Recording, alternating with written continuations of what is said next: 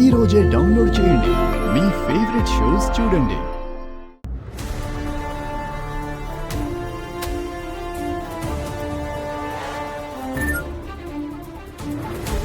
సమీరా ఏ message చేసింది?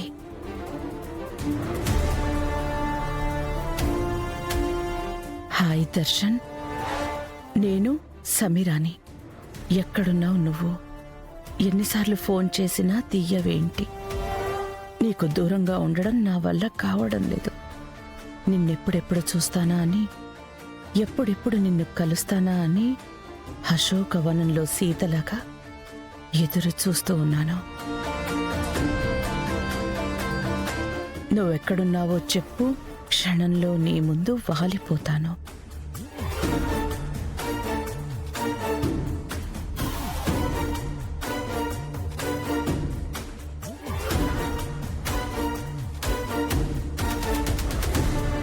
శరణ్య చెప్పింది కరెక్టే అన్నమాట. అంటే ఇంకా ఏ శూర్పణక నా కొడుకుని విడిచిపెట్టలేదన్నమాట. దీని సంగతి ఇప్పుడు కాదు, తర్వాత చెప్తాను.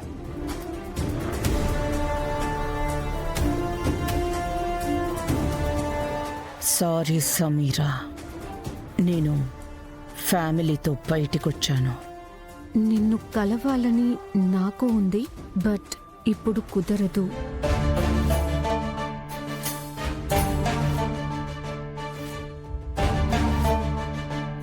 పోనీ ఒక్కసారి వీడియో కాల్ అయినా మాట్లాడు. నిన్ను చూసి హ్యాపీగా ఫీల్ అవుతాను. ఒకసారి వీడియో కాల్ అయినా మాట్లాడు, నిన్ను చూసి హ్యాపీగా ఫీల్ అవుతాను.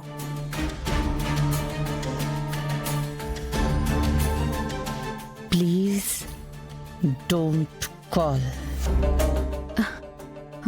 పక్కనే శరణ్య ఉంది. ఫ్రీ అయ్యాక వీలు చూసుకొని నేనే చేస్తా. Please don't call. మళ్ళీ కాల్ చేసినా చేస్తుంది. ఫోన్ స్విచ్ ఆఫ్ చేసేస్తాను.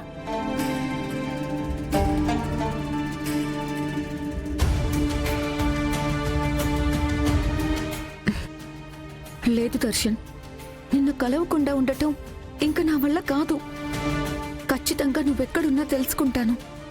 నిన్ను కలిసి తీరుతాను.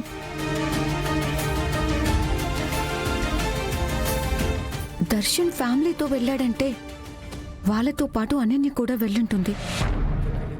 ఎస్, తనకి కాల్ చేస్తే దర్శన్ ఎక్కడున్నాడో తెలిసిపోతుంది.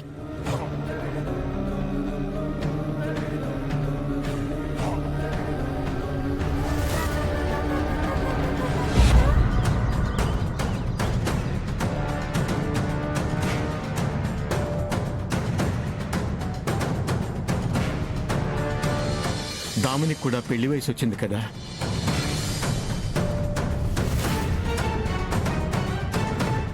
ఏంది మే, ఇంట్లో పెద్ద అయినా డామిని పెండ్లు గురించి టాపిక్ తీసినాడంటే ఎప్పుడొకప్పుడు ఆ తెక్కల దానికి ఎవరినో ఒకరిని తీసుకొచ్చి అంటగట్టే అవకాశం పాలేదు. ఆ ముసలాయన ఈ ప్లాన్ చేసింది కూడా దామినికి పట్టిన గండం ఇంకా వదల్లేదు, ఇక అది ఎప్పటికీ వదిలేలా లేదు అని. ఆయన మనసులో ఏదో మూల ఇంకా బలంగా కొడుతున్నట్టుగానే ఉంది. అంటే మనం చేసిన గుమ్మడికాయ కొబ్బరికాయ మంత్రం అట్ట పనిచేసిందా అమ్మి ఆ ముసలాయన మీద? ఆనంద భైరవిని దామినికి శత్రువులా ప్రొజెక్ట్ చేద్దామని ప్లాన్ చేస్తే అది కాస్త దామిని పెళ్లి టాపిక్ కి దారితీసింది. ఆ పెళ్లి టాపిక్ కాస్త ఆనంద భైరవిని అనాథ అని దామిని చేత తిట్టించే వరకు వెళ్ళింది. సో మనం అనుకున్నది వర్కౌట్ అయినట్టే.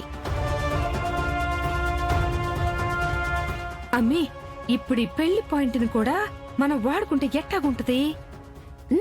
బాగానే ఉంటుంది. మన చేతుల్లో రోబో బొమ్మలా పడుండేవాణ్ణి దాని లైఫ్ లోకి ఎంటర్ చేస్తే కంటెంట్ అద్దిరిపోద్ది. దానికి నచ్చే క్వాలిటీస్తో ఉన్న అబ్బాయిని మనం ఎక్కడి నుంచి తీసుకురావాలి? ఈ అవకాశం ఎవరికో ఎందుకిస్తామమ్మీ? మన సుందరంగాడు ఉన్నాడు కదా.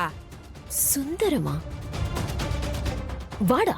ఆ వాణ్ణి ఈ తిక్కల్ది యాక్సెప్ట్ చేస్తుందా? అది రిచ్చో రిచ్చో అని బొచ్చు కుక్క పిల్లలాగా అరుస్తూ ఉంటుంది. వీడు అంగట్లో చెల్లని ₹1 ఉంటాడు. నేను చెప్తాను కదా.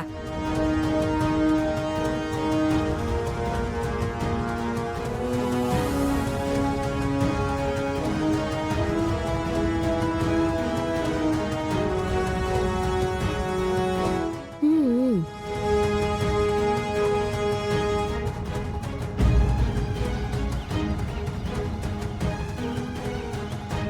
అనన్యా, అమ్మా అనన్యా, అనన్యా. ఏంటత్తయ్యా? నీకోసం నగలు తీసుకొచ్చాను.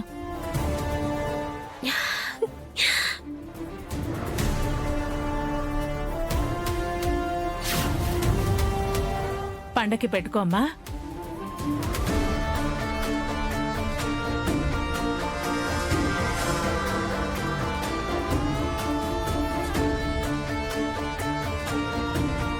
ఏంటి, నా కోసం నగలు తీసుకొచ్చారా? థ్యాంక్ యూ సో మచ్ అత్తయ్య గారు, థ్యాంక్ యూ సో మచ్.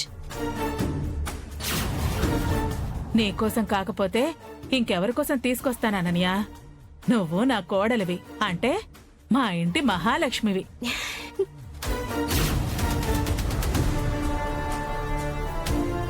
పండక్కి నలుగురిలో ఎలా ఉండాలి? సాక్షాత్తు లక్ష్మీదేవిలా ఉండాలి. థ్యాంక్ యూ సో మచ్ అత్తయ్య గారు. ఆ? ఉమ్.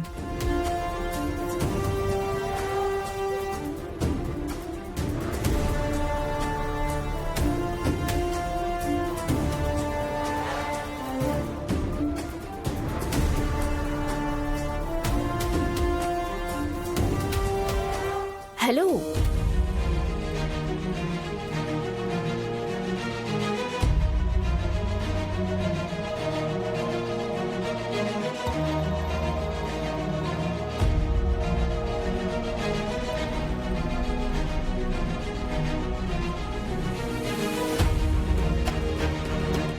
ఏంటి అలా ఈర్ష్యతో పక్కకొచ్చేస్తున్నావు?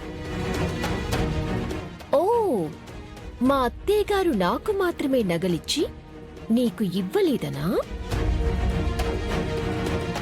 నీకు ఇవ్వదులే, ఎందుకంటే ఆవిడ దృష్టిలో ఈ ఇంటి కోడల్ని నేనే కదా, అందుకే నాకిచ్చింది. ఈ నగలు నేను పెట్టుకుంటే ఎలా ఉంటాను? మా అత్తయ్య గారు చెప్పినట్టు లక్ష్మీదేవిలా ఉంటానా? కాదు, గంగిరెద్దులా ఉంటావు. నీకు కుళ్ళు. నగలన్నీ నాకే ఇచ్చిందని జెలస్ ఫీల్ అవుతున్నావు కదా? ఫీల్ అవ్వు. అయినా ఈ ఇంట్లో నువ్వు ఎన్ని రోజులుంటావు? తొందరలోనే నేను నిన్ను బయటికి గెంటేస్తాను కదా. గెంటేసేది నా కోడల్ని కాదు, నిన్ను. ఆ